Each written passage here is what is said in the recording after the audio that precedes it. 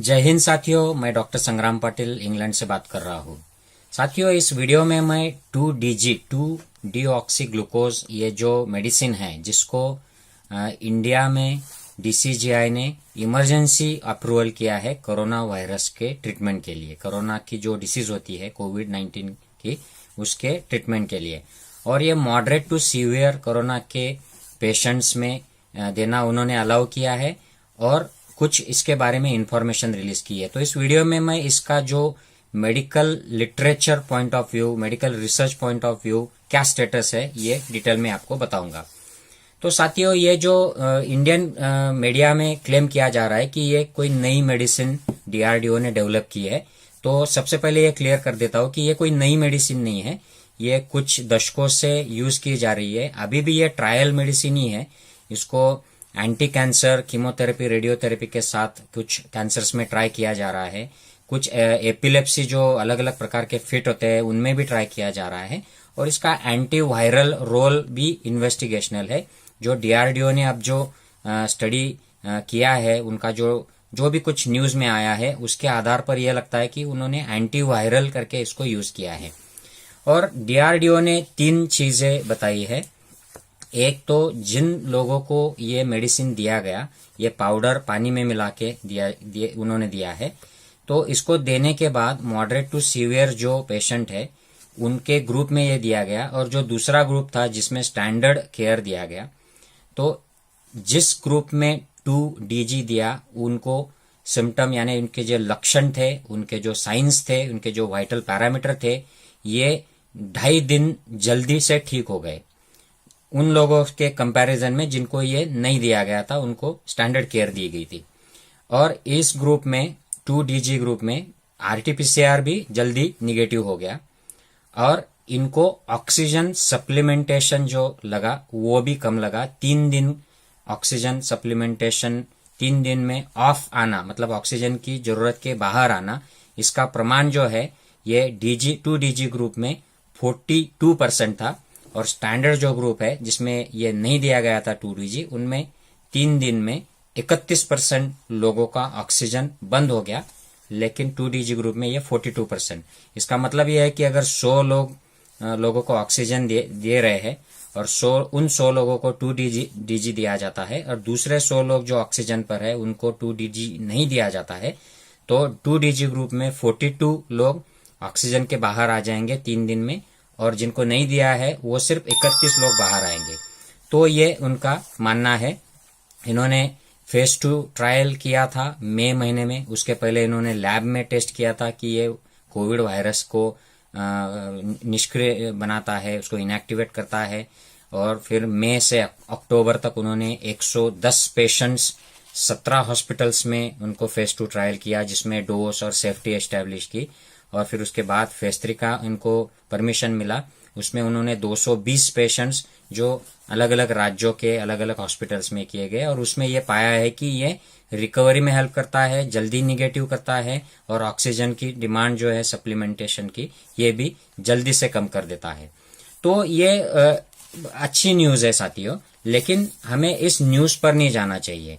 मैंने इंटरनेट पे काफी ढूंढा, कुछ में जो रिसर्च में इंटरेस्टेड है मेडिकल फील्ड के, उन साथियों से भी बात की, और सबके साथ मैंने एक ही डिमांड की कि मुझे ये जो स्टडी है इसके पेपर कहीं पब्लिश हुआ है क्या, इसका डेटा कहीं पर डिटेल में आया है क्या, स्टडी का डिजाइन, कैसे पेशेंट रिक्रूट हुए, पेशेंट्स के क्या आउटकम थे, तो ये कहीं पर भी पब्लिश नहीं किया गया है। ये इंटरनेट पे मुझे मिला नहीं है। अगर आप में से किसी को ये मिलता है तो प्लीज मुझे कमेंट में यहाँ पर वो लिंक दीजिए। मैं मेरे फेसबुक पर या यूट्यूब पर मैं आपके कमेंट्स चेक करता रहूंगा, ताकि ये अगर स्टडी के डिटेल्स मिलते हैं, उससे कुछ अलग बातें सामने आती है, तो मैं आपके लिए फिर से अलग वीडियो बनाऊंगा। तो कुछ रिजर्वेशंस इस स्टडी के बारे में है। जो कंपैरिजन 2 ग्रुप में की है उसके डिटेल्स हमें पता नहीं है कि जहां पर 2DG दिया गया है और जहां पर नहीं दिया गया है उनमें क्या क्या डिफरेंसेस थे। जिनमें नहीं दिया गया था स्टैंडर्ड केयर जो लो ग्रुप है, उसमें स्टेरॉइड दिया था क्या, तो और उनको 2DG नहीं दिया, तो उसका 3 दिनों के बाद क्या हो गया, उनमें से कितने लोग वेंटिलेटर पर चले गए, कितने लोगों की डेथ हो गई, कितने लोग 2DG के ग्रुप में जल्दी हॉस्पिटल से डिस्चार्ज हो गए। तो ओवरऑल इसका जान बचाने में कितना फायदा हुआ। साथियों, आरटीपीसीआर निगेटिव हो जाना ये कोई डेफिनेटिव क्राइटेरिया नहीं कहा जाता है। इसको शुरू में बहुत ज़्यादा अहमियत दी गई थी, लेकिन आजकल ये आरटीपीसीआर निगेटिव हो या पॉजिटिव हो, पेशेंट क्लिनिकली कैसे इम्प्रूव होता है या डिटोरेट होता है उसको ज़्यादा महत्व होता है। और ये इन्होंने जो वेगली कह दिया है कि लक्षण कम हो जाते हैं 3-2.5 दिन में, या वाइटल पैरामीटर्स सेटल हो जाते हैं, स्टेबल हो जाते हैं, तो इसके एग्जैक्टली कौन से पैरामीटर्स सेटल हो जाते हैं, या किडनी का फंक्शन जो खराब हो गया है कुछ लोगों में वो अच्छा हो जाता है, या उनका ब्लड प्रेशर किसी का गिर गया था वो अच्छा हो गया, या ब्रेन फंक्शन खराब था, या कौन से पैरामीटर्स ठीक हो गए 2DG ग्रुप में इन कंपैरिजन टू जिनको 2DG नहीं दिया गया था। तो ये डिटेल जब तक पता नहीं है तब तक मेडिकल फील्ड ऐसे वेग मीडिया न्यूज पर काम नहीं करती है। हमें एविडेंस चाहिए होता है। और ऑक्सीजन सप्लीमेंटेशन के बारे में भी ये बहुत वेग स्टेटमेंट है साथियों की 42% डीजी ग्रुप में क्लियर हो गए ऑक्सीजन के 3 दिन में, और 31%। तो यह कौन से तरीके का ऑक्सीजन सप्लीमेंट था, 2DG ग्रुप में कितना प्रतिशत ऑक्सीजन दिया जा रहा था। कोई पेशेंट 100% पे होते हैं, कुछ लोग बाईपैप मशीन पर होते हैं, कोई वेंटिलेटर पे होते हैं, क्योंकि उन्होंने सीवियर पेशेंट्स में भी दिया है।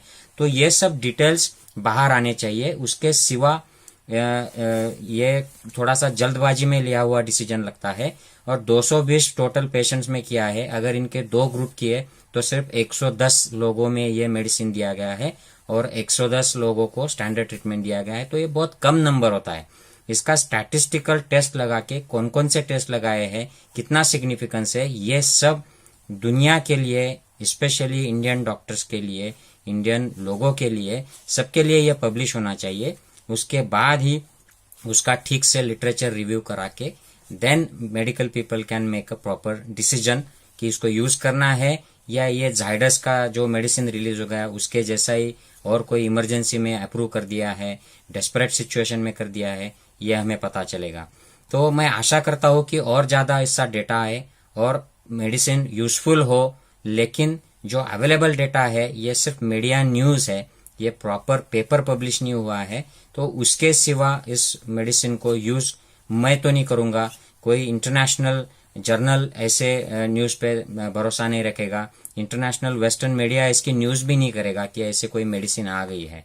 तो मैं यही आपको भी सलाह दूंगा सारे देशवासियों को कि इससे कोई एक्साइट होने की जरूरत नहीं है। जब तक कोई अच्छा डेटा ये पब्लिश नहीं करते हैं तब तक हमें इसको सिग्निफिकेंस नहीं देना चाहिए। और मैं आशा करता हूँ कि हमारे DRDO के जो लोग हैं ये डेटा पब्लिश करेंगे ताकि हम उसको देख सकेंगे और उसके अच्छे रिजल्ट भी आए, ऐसी मैं आशा करता हूँ।